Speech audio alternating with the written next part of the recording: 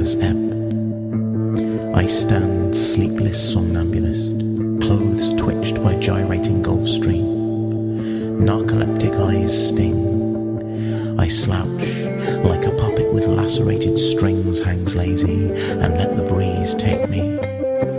Yesterday is slain, cast down to the grave, yet today is in its infancy, and before it braves adolescence I'll be curled in train carriage watching fields fly by, following rivulet iron streams that will take me north, home, where the sun rises early so as not to squander summer. I'll be beneath its golden dewdrop countenance, where the wind's whispers turn to a shout strong enough to catch a stumbling sinner weighed down by all his what-ifs. I'll be standing at cliffs, my fingertips tracing lines in the landscape like a cartographer, committing miles to maps in his mind, shaping memory into a route he can follow in case of tragedy. I forge cradles for my adopted city, hoping to birth something worthy of housing within them, hoping to birth miracles of steel, spark and skin, hoping to foster the creation of something akin to clarity. But for now I lean against the blustering breeze, believing gravity will catch me, and I let my mind drift with the wind.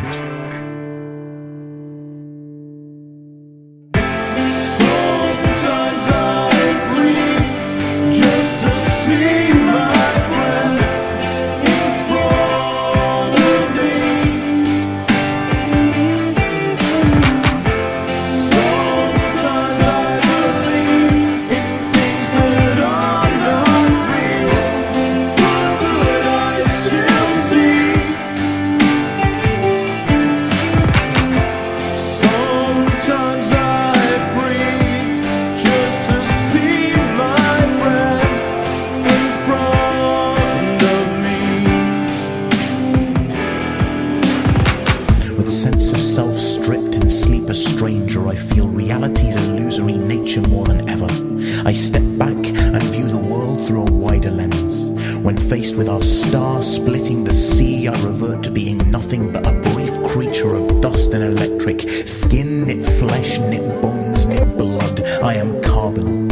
I am component atoms. I sketch chaos in indelible ink throughout my cortex. Let it reverberate throughout my vertebrae. And every prayer passed on is heard by me only. I become my own god by default, breathing purpose through my being, because no one will do it for me. And the magnitude of planet next to sun, next to system, next to galaxy, next to universe doesn't hear it. But I do. I use someone else's language to make myself strong, forging syllables into armor. And if the void were to stare back, it would see the most minute part of the universe and the whole of it. I focus on breathing, the slim, soft susurrus that sustains us, and I take a moment simply to be.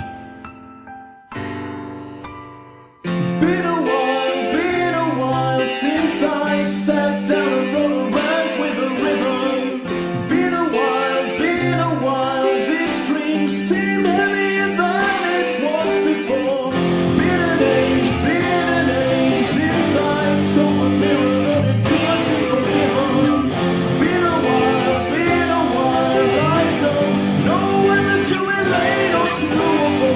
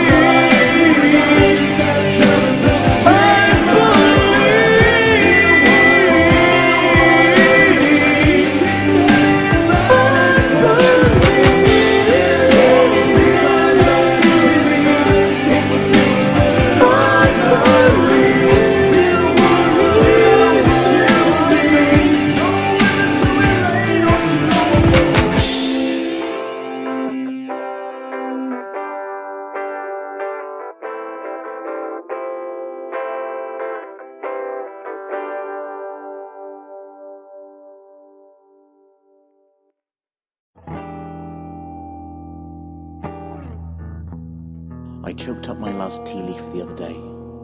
Felt its milky blandness bring back bile as the Red Cross white background melted from my shoulder blades and brought the dragon back from the dead.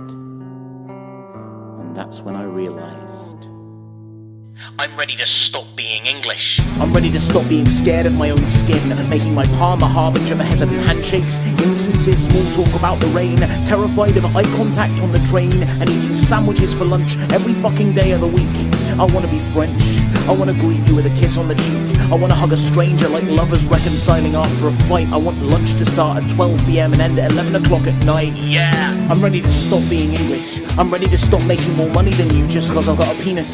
See, the dragon is the oldest metaphor for femininity in history, so having George as our patron saint is kinda shitty. I'm ready to stop being English. I'm ready to stop being responsible by association for military action against most of the world's nations, and for some reason being proud of it. I'm ready to get out of it. I'm ready to stop burning fossil fuels and fucking up the planet. I want to be Icelandic. I want the concept of gender equality to not cause a panic. I want to realize that sustainable energy is not hard. I want to replace the SAS with a lightly armed Coast Guard. Yeah. I'm ready to stop being English. I'm ready to stop using insults like puff, queer or ponce. I'm ready to shed the homophobic culture they ensconce. I'm ready to stop being English. I'm ready to stop pouring millions into losing the war on drugs. I want to be Dutch. I want a government that seems slightly less out of touch. I want to be part of the first European nation to let same-sex couples tie the knot. I want to watch a man marry another man while sharing a spliff with a cop. I'm ready to stop being English. I'm ready to stop feeling constantly tense, afraid I might accidentally cause offence. I'm ready to stop being English. I'm ready to stop being terrified of immigrants and refugees, despite living in a rural, all-white farming community maintained by EU agricultural subsidies, swallowing all the lies the Murdochs want me to believe while I sit and read The Sun in a quaint little Cornish cottage. I want to be Scottish, just as long as I don't have to eat the porridge. I want to welcome more refugees than the UK's average. I want everyone around me to fucking hate Nigel Farage. I want to tell lies about the wild hairy haggis to all of the visitors from the continent. I want to call you a cunt and have you take it as a compliment. Yeah. Yeah.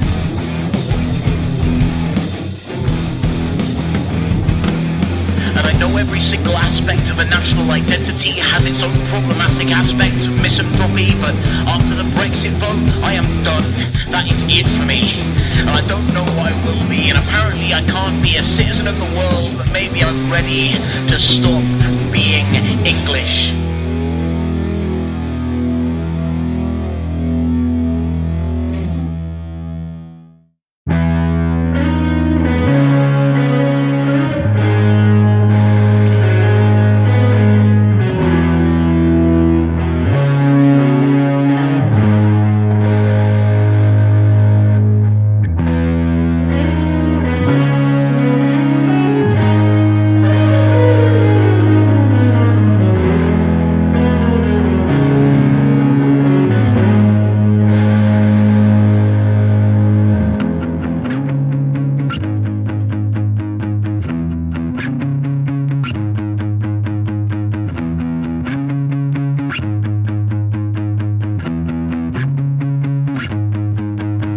Where I live is a kaleidoscope, cacophony of clashing hues, like God's thumbprint smudged a rainbow, green bleeding, yellow and blue.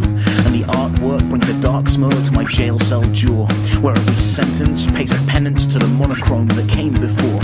Where I live there is cannon fire, each echoing click report serves as a vital reminder to question everything we've been taught. Because as the shells spark and detonate like a cloud of fireflies, where I live the teachers tell us the ammunition is never live.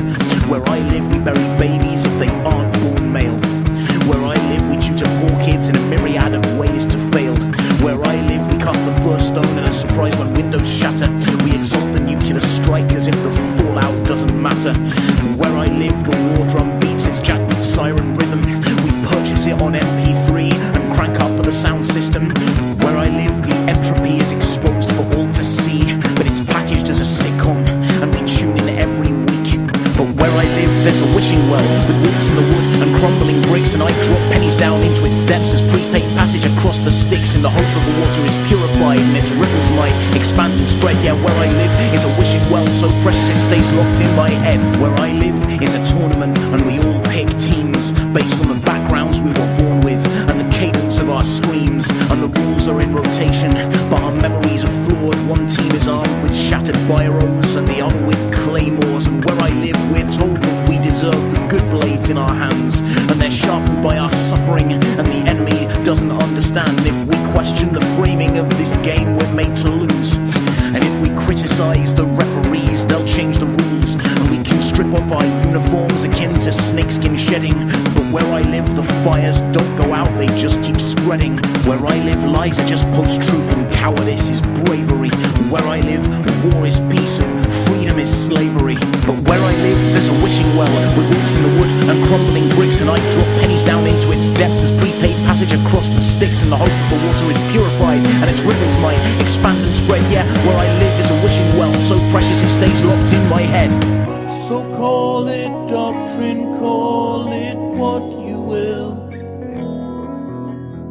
This is not an affirmation, this is not a goddamn pill. Justify your victims' cries with catastrophes.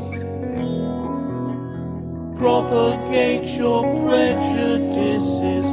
Lies are now the new disease. And we all say We won't survive if we just stay the way we are, the way we are, the way we are, the way we are. Instead of change, we petition all our yesterdays to our great God, to our great God, to our great God, to our great God. We all say we won't survive if we just stay the way we are, the way we are, the way we are, the way we are. Instead of change, we petition all our yesterdays to our great God, to our great God, to our great God,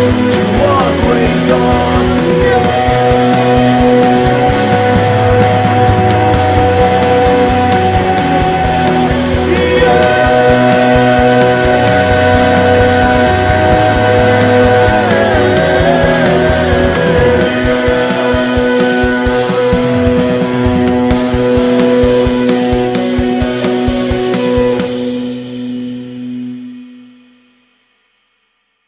So, if you're an atheist, where do you get your morals from? The question comes like a hand clap in the middle of a minute's silence for war dead, unexpected and kind of offensive. Its vowels bend like young knees at mandatory school assemblies, sing-song syllables echoing our fathers from 5-year-olds to the person posing this question to me. Who makes me think of the insult "you are too clean," which doesn't sound mean, but it really is. So I don't say that in case it hurts their feelings, because that would be wrong. So where do my morals come from? I stumble into an I guess I figured if you're nice to people and try and help society, then they can be nice to you. Don't you think that's a little bit selfish? Selfish? Yeah, I guess it's selfish to have a hypothetical moral bartering system with society in the same way that it's selfish to only do good because you want to get into God's after party. And you know what? A child who behaves perfectly but only when offered sweets is still a brat. But I don't say that because that would hurt their feelings, which would be wrong. See, they have a litany of literature and song they can clothe themselves in to keep out eternity's cold winds. They have a written reason why they matter, while I stumble naked, staring into a star-streaked sky that can't look back, clinging to a careless planet that would not flinch if I evaporated completely, leaving nothing but memory. So here's where I get the devil and angel on either side of me. It comes from two faces, each smiling with the warmth of a coal-stoked hearth, and hearts without language to deny affection. Family that allowed me to learn about God just like I did Santa Claus alone, which never once ruined Christmas. It comes from laughs like sparks in darkness, friends who became architects of the Parthenon of my perception, engineers of my empathy, telling me if you love something, you fight for it without raising fists, because everyone is someone's daughter or son. It comes from the rough days, and seeing the lines on somebody's face fade when laughter washes them away. It comes from strangers whose cracked countenances let the daylight in by simply asking, "Are you okay?" It comes from pay it forward. It comes from the golden rule predating religion of do unto others as you would have them do unto you. It comes from the stars being the clay that we are all molded from.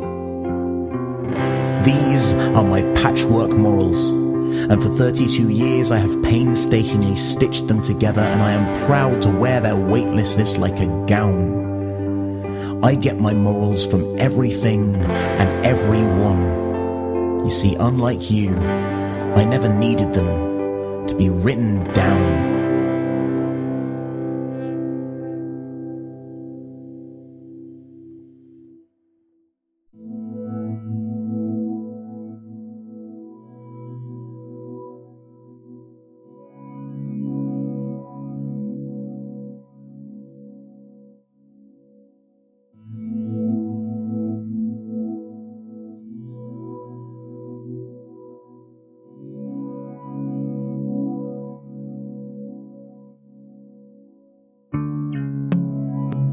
Imagine, if you will, a field, a farmland, hills like breaking waves backlit by warm amber sunset, ears of corn higher than a 13-year-old's expectations, a pristine stable house and grass so green that children aren't allowed to visit for fear of footsteps. Imagine, if you will, a bed made of Sunday morning lions, woven together with candlelight, an Einaudi underscore soporific enough to sap the strength of Samson, the scent of lavender, and the breeze's breath billowing the soft lace curtains. Imagine, if you will, a house. Once it provided shelter, heartbeats, its hearth breathed smiles across faces, set tables clattered with scraped plates and bumped satisfied bellies. Locks stood on a guard against calamity, and bathtubs ate bad days. Now it stands empty. Phantom creaked floorboards and wind-kissed chimneys rattle like skeletons. The once glamorous home draped in a fresh coat of paint, as if some well-meaning artist said, "See, this is how she should look."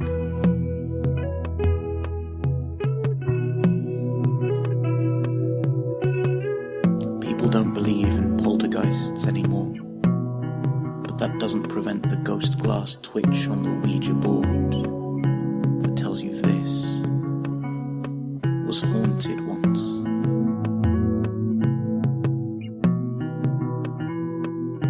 That tells you this was haunted once.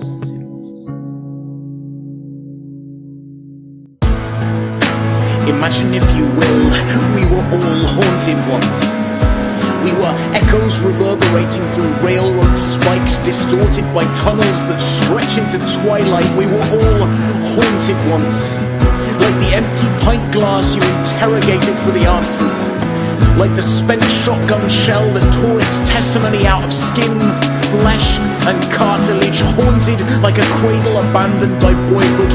Haunted like a library stripped of its funding. Haunted like a bloodless heart twitching a staccato swan song. And imagine, if you will,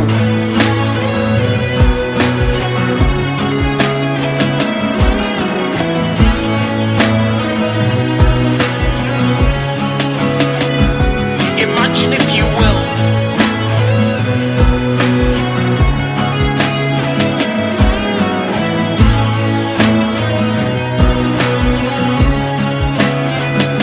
imagine, if you will,